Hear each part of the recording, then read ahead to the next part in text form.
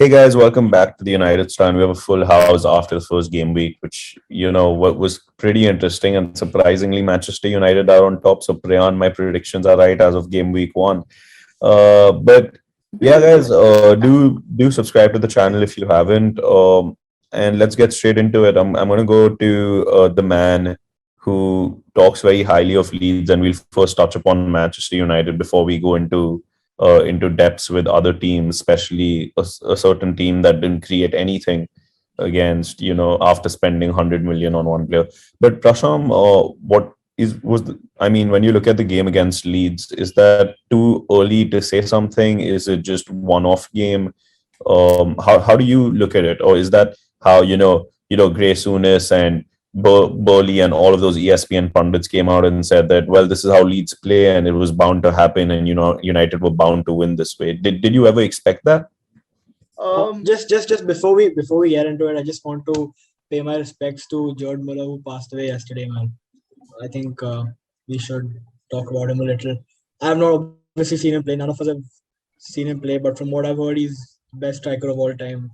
Fantastic goal output. So, I mean, rest in peace, George Muller. Yeah, definitely. I was going to touch on that towards the end of the video, but Oh. definitely Priyan. But great striker. Getting back to the topic, Prasham. Take it. I mean, was this just a blip for Leeds, or does this show No, I don't United's think it was a power? blip. I don't think it was a blip because we beat them 6-2 last season as well. So, in a sense, it is something that Leeds do go through. They will get pumped with goals because they're not the kind of team that if they're 3-1 down, they're going to sit back and try to sort of, just hold on and, not embarrass themselves. They're not that kind of team. At the same time, I think it was a great performance by United as well. I think having the fans back in the stadium definitely helped the team massively. And I think Bruno has been saying this since a long time that it's a different feeling and he can't wait. And I mean, the fans were back. Bruno Fernandes gets a hat trick. Mason Greenwood is looking fantastic, and Paul Pogba decided to turn up. And obviously, let's face it, as good a manager I think Bielsa is, man for man, Leeds are not even in the same weight category as United. They're 4, 5, 6 weight categories below. So if the likes of Bruno Fernandes, Paul Pogba, Mason Greenwood, these guys decide to turn it up, I don't see how Leeds can ever beat us unless they play very defensively, which they did, and they got a nil-all draw. Fair play to them. But I think that unveiling Rafael Varane just before the game was also a masterstroke. It just got the crowd going. And I think you could see in the first 10 minutes itself, we were looking brilliant. We were sharp. That is something I was surprised with because a lot of our players have not had that many minutes, not have sort of coming back from the Euros. They've not been sort of been able to train that much with the club. But we were looking sharp. We were at it. But as you said, as Priyaan said, as he reacted when you said we're at top after the first game week, it's just the first game week, right? Last year we lost 4-1 to Palace and yet finished second. So you can't read much into it, but the early signs are, of course, positive. A lot will depend on how Paul Pogba goes throughout the season. A lot will depend on when the likes of Rashford, Cavani, Sancho come into the team, how we can step up from them. Varane, of course, as well. But I think the first game, fantastic. The intensity was brilliant. The football was amazing, and I don't think you can ask for much more from a sort of start that we Yeah. wanted. Priyan, I mean, Prasham mentioned certain names in there: Sancho, Varane, Rashford not playing. My question to you would be a very similar side that played Leeds in the 6-1 when we beat them 6-1. But the difference between the two games was this seemed a way more dominant performance in the sense that game just seemed back and forth, a lot of shots on target, a lot of saves were made from David De Gea. But in this game, it just felt that the defense had it under control. Yes, Ailing scored a wonderful goal, and it was however you want to look at it when it comes to that. But as a 90-minute game, it just seemed that United were way more under control. And given the fact that when the game started, there were questions that Leeds have more players that are full fitness, they're going to press us. Do you see a mentality change within the side as well? Did you notice some formation change? A lot of people talking about how Scott McTominay was more progressive ahead, and Fred played more of a cutter. How do you see that? How would you interpret that drastic change with the same squad? So I think, obviously it was visible. I think the fans played a huge role. We don't the last year and a half, we've not really you sort of downplay it because you don't feel it to have so much of an effect. But we saw the Brentford game. So I think there were 6 or 7 home victories this uh, game week. It's just crazy how much of an effect your fans can have. Talking about mentality shift, I think it's a little too early to say. Um, it's one game week completed. I think we'll need a couple of more games. Like Prasham said, once our players start coming in, when Cavani comes in, when Rashford, okay, he'll take some time, but when Varane is sort of settled into the squad, that's when we can start talking about the mentality shift. But first signs are very promising, so I'm looking forward to seeing where this goes. Perfect. And Sid, just to cover up the full United aspect of this weekend before we move on, it looks scary from an attacking front because we started off with Greenwood, playing. We brought on Sancho and Martial. I mean, Cavani and Rashford weren't even in the side. Do you think Ole has now created a side that has that danger in the front three? Obviously, we talk about the CDM position, we talk about the defense. That's a different story. But do you see that attack being created by Ole at United? Yeah, I mean, we could see signs of it last season. I think we scored a lot of goals last season. Of course, the 9-0 was there, but I think the whole attacking aspect of the game was there from last season itself. When we got in Cavani, we were playing Greenwood on the right, Marcus on the left. So adding Sancho is just another boost to the attack. And next year, when we get the Norwegian striker from some unknown club in Germany, I think that's the final piece to our attack. I mean, maybe. I mean, that's a different debate. But I think from a Manchester United perspective, great start at the Premier League, very positive. Plus a pretty easy set of fixtures. So hopefully the next 2 games are away and we can continue that unbeaten run if everyone remembers how well that went down. But shifting gears, let's talk about how the weekend panned out. I mean, it's the first time I think in a decade or even more that there have been no draws. There has been a victory in each and every game that was played. So let's first talk about the team that everyone praises, which is Manchester City. Prasham, straight to you. Very surprising. I mean, Grealish did play the full 90. Kevin De Bruyne did come on. They had their players uh, against probably a Spurs without Kane, who people would say, is it worth it? But then again, that's a Vishesh, side but that the real also. question you're asking is this City without Kane that you were watching or Spurs without Kane that you were watching? Yeah. Yeah. So do you think Pep has gone and just said, I need that 150 million to get Kane and that's it? Because I remember, and I think I said this on a stream, there are times when you get the players you need, but they just don't gel. For example, in 2002, when we went out to get Ruud van Nistelrooy, we went out to get a centre mid. They did put in, and they were great players, but they didn't get that trophy for us in 2002 and 2003.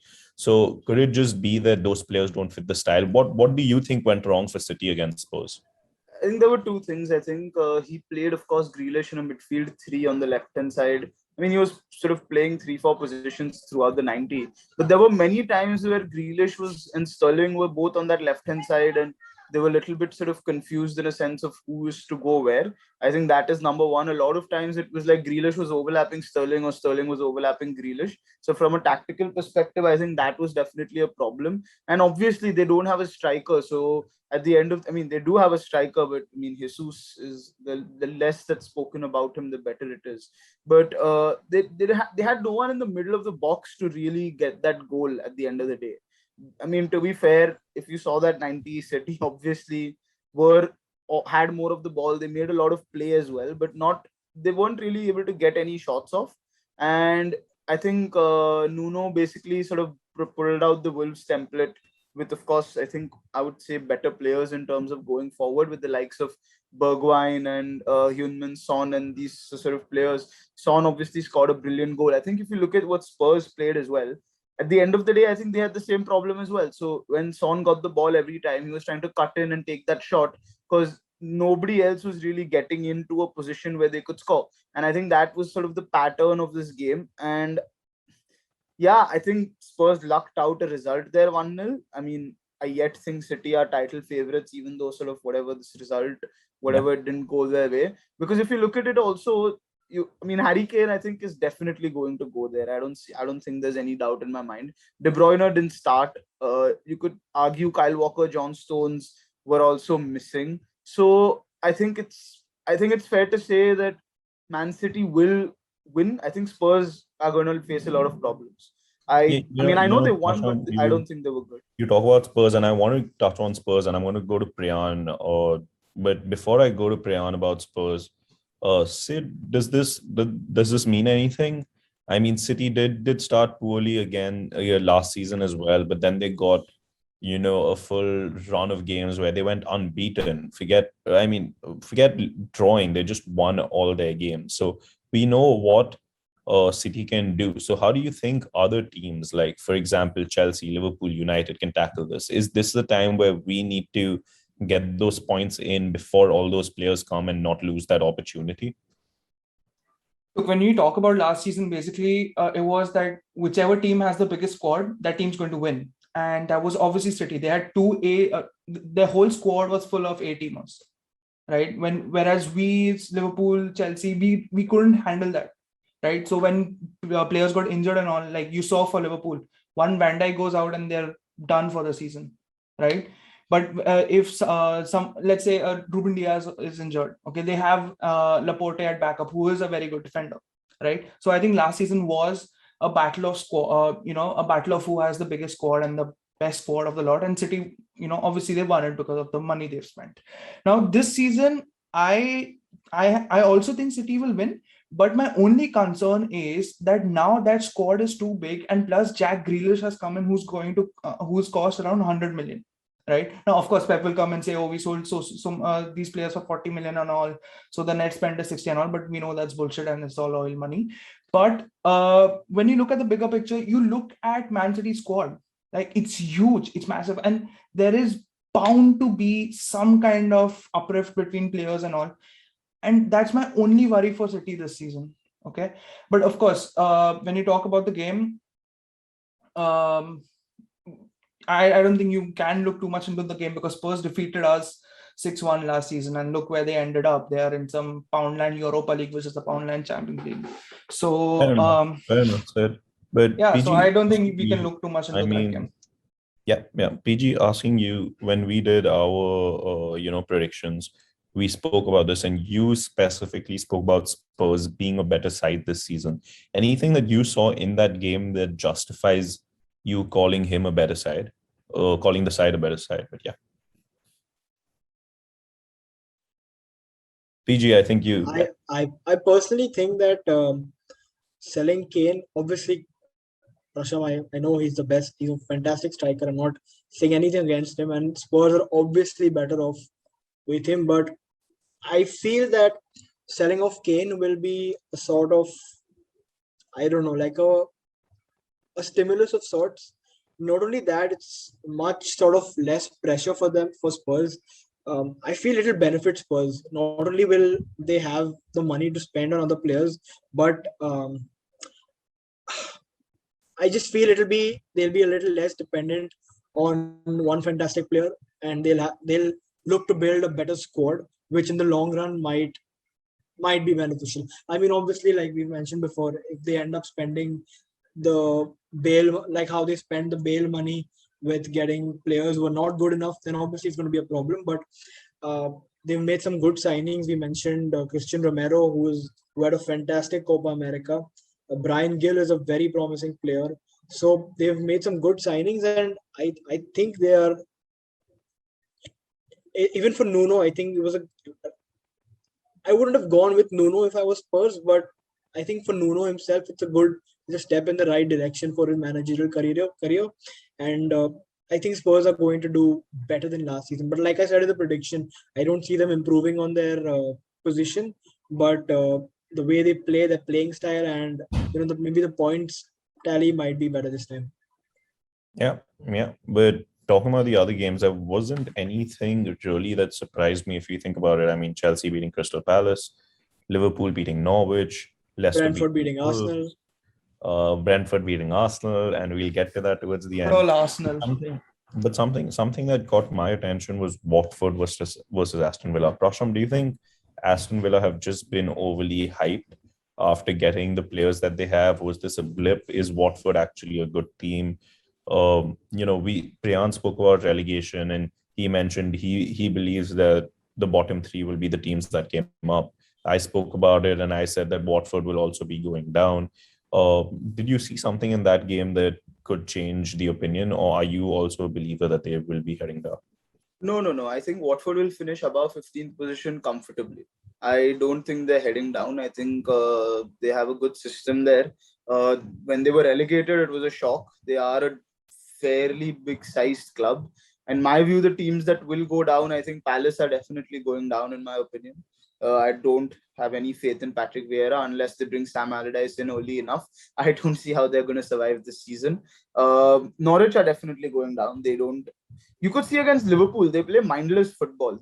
I don't understand what Daniel Fark thinks, what he tries to do against Liverpool. I mean, I could not see any defensive organization. It's probably the worst defensive organization I've seen from any team in sort of the Premier League at this point. I think they are going down, and I think Newcastle will also find it difficult to survive.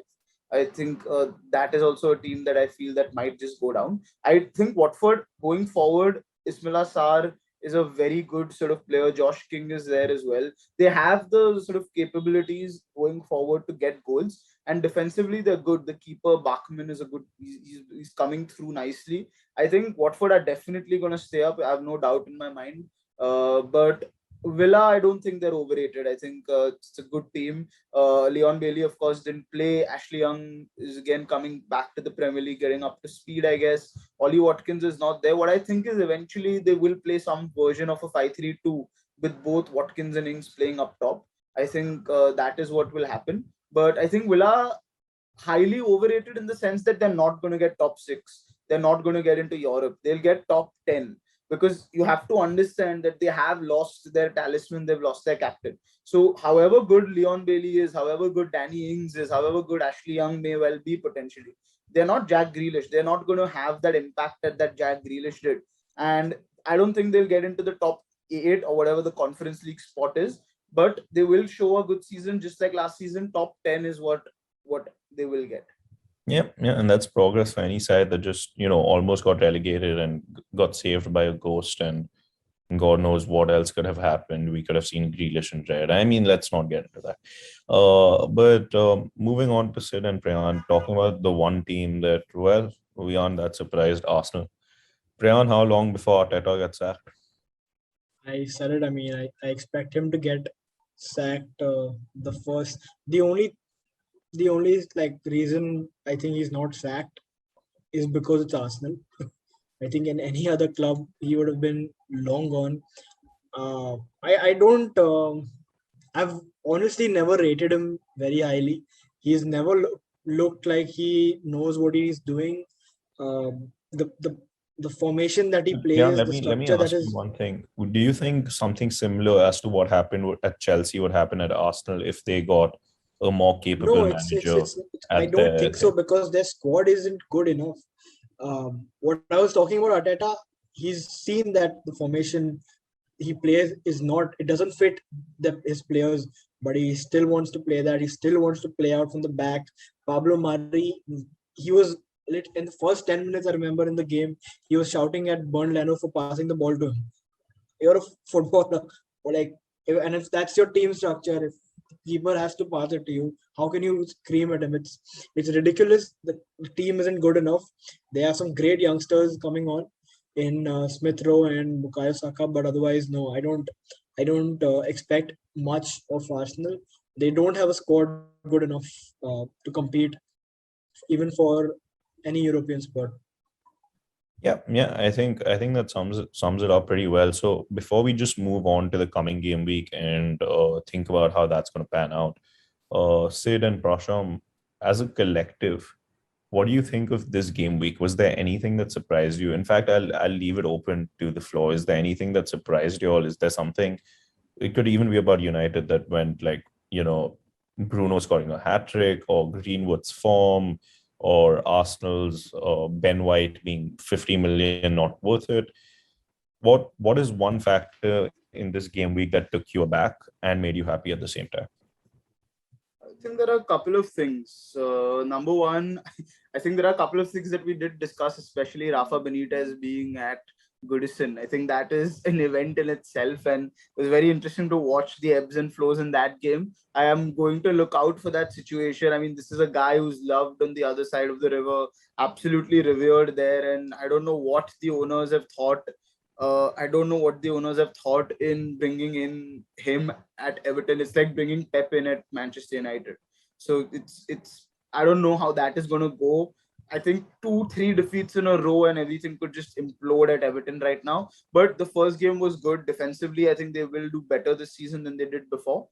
That is number one. Number two, I think West Ham have picked up where they left off. I think they looked very good in that game. I know it was just Newcastle. You can't read much out of that, but they did look good. I mean, Antonio is looking good in the sense that he's going to miss 3 and score 1. Thomas Soucek is yet scoring goals. So it seems like one of the West Ham players tweeted about Jesse Lingard moving there soon. If he does sort of get there, I think Ben Rama, I have been saying that is looking good, is another player you can watch out for. If these Ben Rama, Lingard, Antonio, Soucek are able to combine, West Ham again could finish in these European spots. You never know, because Arsenal are definitely out of it in my mind. Because even Aubameyang was not looking good last season. They just don't have anything going forward unless they make a signing. And obviously, I think for me, the moment of the season, the sort of the weekend was Jamie Vardy howling at the Wolves fan. I think that is just something that it adds so much when fans are back. I mean, can you imagine this man going there and absolutely finding that one pocket of Wolves fans in the Leicester Stadium and howling at them? Yeah, I think that's he's done it. He's done it. I think with Crystal Palace. He's done the Eagle thing. He's smashed the flagpole at Corner flag. Sheffield. Yeah, I mean, he's Burnley. ultimate shithouser. And how good was his goal as well? Yeah. But before, I mean, sum up this weekend, last thing, I know I've been saying it for quite a while. How was it with fans back? I mean, when we talk about Manchester United, we saw how things were because obviously Varane was announced. So the full stadium was buzzing before the game even started. But in general, just seeing the games I on think TV even before the United game, in the Brentford Arsenal game, when the Brentford fans were singing "Hey Jude," I mean, in those 10 seconds, I just understood like how important fans are, and of course we know it's important. The players and the managers have been speaking about it all through the last 18 months. But I mean, it's like sort of taken for granted, but it's just so amazing to have fans in the stadium. It's just a different atmosphere altogether. That and like other, I mean, Hey Jude was brilliant when Spurs were winning 1-0 and the Spurs fans were singing "Are you watching Harry Kane?" Yeah. When Rafa Varane came out and was unveiled, the Leeds fans singing who the hell are you, or who the fuck are you, whatever they were singing. I think it's just brilliant. It adds so much context. I'm sure it gets the players going. It was absolutely brilliant to watch. Yep. And now moving on to the next fixtures. I mean, quite an interesting lot. 2 big games, according to me. In fact, I would say 3. The first one, Arsenal-Chelsea. I think that is more or less decided with the way Arsenal are going. And, with the fixtures... Lukaku is set to be involved. Yeah, Lukaku's coming back for that game. I was just going to say, if Lukaku scores, then Arsenal is confirmed as a small club. Yes, so that's the first game. And you guys can take over once I mention the 3 games. So Arsenal-Chelsea being the first one. I think West Ham-Leicester would be a very interesting game, especially with the way Prasham spoke about Leicester and how they've been performing, and how West Ham have been performing. And thirdly, somewhere, I don't know, I just feel that Wolves and Tottenham would also be a very interesting game. The way Nuno goes back to Wolves, how is that panned out? And if you wish maybe Norwich beat City, I don't know, they have something over them. But yeah, what are your thoughts on these games before we end it by talking about Manchester United and their next round? I think West Ham Leicester is a particularly interesting game because from what top 4 is more or less confirmed, and the other 2 European spots is going to be a fight between Villa, Spurs, City, and West Ham and Leicester City. So I think it's going to be a good. I mean, I would be happy if Manchester City was in that contention. Yeah, of course, I would be too, but let's be realistic. So I think it's going to be a good game because that fight is going to go down till the end of the season, and it'll be interesting to see who actually gets the Europa League spots. Sid, what about you? What's your take on the Chelsea Arsenal situation? Do you think the way the fixtures are padded up for Arsenal, Arteta is bound to be sacked at this rate? Yeah, he has to be. Fans are definitely going to put pressure on the club now that they are back to sack Arteta, because you've lost your first game against a newly promoted club, then you're going to lose to your biggest rivals, and then you're going to lose to one of the best teams in the country, and then you have some and then they have Norwich, which, I mean, looking at the defense against Brentford, looks like they're going to and like you said, they could be 3 games into the season and already 9 bottom points of off the the top league. Yeah. four. No, but Could be ridiculous. you look at the defense and you look at City's attack, they're going to be bottom of the league. They might end up losing 5-0 because, I personally feel that Arsenal's time as a big club is over. I think it's Leicester or West Ham are soon going to take that missing spot from the big six. You don't talk this way. Ty will come and hit you like he did with Carragher. But Prasham, coming to you, talking about the game that I believe is super big, Norwich versus City. Do you think Norwich can help us again like they did when they were here last time? Absolutely not, man. I'm telling you this. No, I don't understand this. Not why have they come to the Premier League to play like this? Like, what's the point? What's the thought process behind playing like this? I mean, just because you look like just because you're German, so you're going to play the way club does. Is that the idea? I don't understand that game.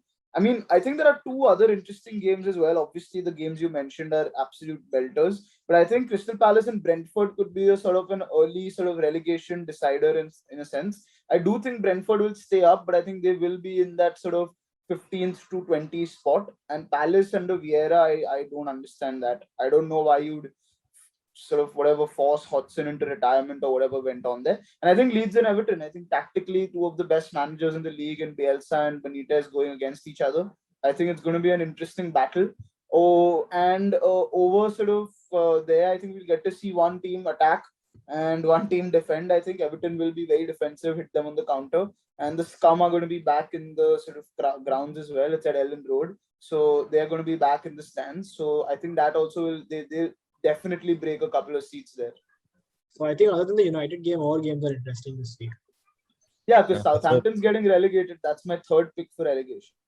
But that's what scares me, because United mess up against those teams. But getting to United, and let's end it on this, because we are a United channel at the end of the day. But looking at the Southampton game and how they played, and they played the first game week, they've lost Danny Ings. They haven't signed anyone that significant. I think they lost another player, but they still have the likes of Ward-Prowse and so on and so forth, who always somehow manages to score a free kick against us. What are you looking forward in that game? Are you looking forward to see Sancho start? Are you looking forward to see Varane start? Do you think Lindelof has done enough to probably keep a spot in this game? You don't need to tell me the 11, but how do you feel going into this game? Are you confident? Is it just another game that needs to be done with and could be another 5-gamer? I just don't want to see Dan James start on the right. I mean, there's Sancho on the bench. Martial could play. I mean, there are much better options than. I get it. It's Leeds, so Dan James had to start because he started both the games last season. But that's a very good point, and that's why I want to ask Prasham. Prasham, then, with the way Greenwood played and the goal that he took and how clinical he was, and the build-up play, the way he was making those pockets for Bruno to run into, and then Bruno scored. Do you think we continue playing Greenwood in the center position while being fluid across the 3? Or do we get Martial and just put him in the number 9 because he's getting those minutes? I think it'll all depend. There are 2 things here. I think if Sancho does start, if Sancho, Martial and Greenwood play, then we could see a very fluid attack. So while Martial might start off as sort of the number 9, but I think it could be very fluid, and I think that's what happened against Leeds as well. Southampton also, I mean, I don't know what the situation with Vestergaard is. I don't know if he's yet there or if he's not. Oh, no, he left. He just joined Leicester. Oh, and I think Cavani is back for this game. He's already in Manchester. I think he's going to start training. No, Cavani has to quarantine. He can't. No, I think he came back last week only. He's been quarantining 3 days or something. Cavani is not. But he won't be match fit. He's not going to stay Yeah, going to he's the not 11. going to be. But if Vestergaard is also gone, I think that's a bigger loss than Danny Ings, in my opinion, for them. Because to defend without Vestergaard is going to be, I don't know. I don't think it's possible. I think the front three will be very fluid. I would like to see Martial, Sancho, and Greenwood all three start. Yeah, Sid, what about the defense? We spoke about it. We didn't talk about it in depth, but Ole saying 4-3-3. It was more of a 4-2-3-1 with Fred and McTominay being a pivot. But we did see McTominay push really forward when it came to attack. We saw that change where Fred stayed back. Do you think that's the same kind of blueprint that will be followed throughout the season if we don't get the CDM that we desire? And again, Pogba started on the left for us in this game. Do you think that he thrives in when he's been given that freedom of doing whatever he wants in the midfield? I personally think Pogba's best position is in the midfield three. That is his best. I think even for France, he plays there, right? When you talk about the CDM position and the 4-3-3 he wants to implement, if we don't get a DM, it all depends on how much Scott McTominay or Fred have developed in that position. Because I think Scott McTominay over the Euros has done a little more of the defensive duties, right? So I think if slowly, I think that transition for Scott McTominay into becoming that holding midfielder is looking likely, because I don't think we're going to go ahead and get a DM this season. I think we are done this season for our transfer business and all. So I think if he wants to implement that 4-3-3, I think he's going to, transition Scott McTominay into the DM position, and he's going to play Bruno Pogba in the middle, with Sancho on one wing, and once Rashford's back, Rashford on the other wing, and Cavani, Mason as the striker. Cavani or Mason as the striker. Yeah, that sounds fair. But yeah, guys, that covers it up in terms of a roundup of game week 1 and a preview to game week 2. But a quick question, just a yes or no to all three of y'all. Does United continue being on top of the table at the end of game week 2, according to you? Not saying that they're title challengers or anything of that sort, but do you think it'll be a comfortable win against Southampton with the side that we have, Sid? Yes. PG? Yeah, I think so. I can see a no coming from Prasham. No, absolutely. If you win 2-0 also, that's basically a 6-goal difference. It's more than enough to keep us on top. Yeah, right. That's pretty confident. I mean, 2 game weeks, just 36 more to go after that. But guys, that's about it. You've heard what Sid, Preyaan, Prasham, and I had to say about game week 1, game week 2 that's coming. Do join the FPL league that we have. The link would be in the description below. But until then, if you wish to see Sid's movie, do check that out. I'm sure he'll put it in the link as well. It just describes.